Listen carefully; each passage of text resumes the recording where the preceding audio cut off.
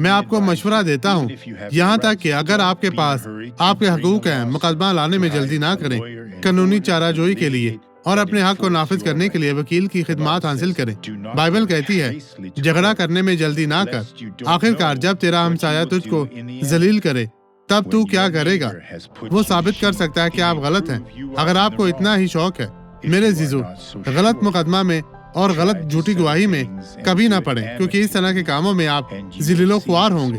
کبھی بھی غلط مقدمہ دائر نہ کریں اور نہ ہی جھوٹی گواہی دیں۔ جیسا کہ ہم نے پچھلی عبادت میں کہا تھا، آپ برکت پائیں، آپ خدا کے ساتھ چلیں اور کامیاب ہوں۔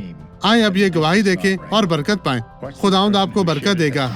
آپ کیا نہیں کر سکتی تھی؟ صرف یہاں تک کتنا اونچا اٹھا سکتی تھی؟ میں نے اپنے بائیں بازو کو ہلا نہیں صرف یہاں سکتی تک تھی۔ ہی؟ یہ آہستہ آہستہ بہتر ہو رہا تھا، لیکن اب بھی درد ہوتی تھی اور اب میری پوری طرح سے نہیں ہل سکتی تھی۔ بہت مشکل تھا میرے لیے اور مجھے درد برداشت نہیں ہوتا تھا۔ یہ بہت اچھا ہے، خدا کی تعریف ہو۔ اب مجھے دعا کرنے دیں۔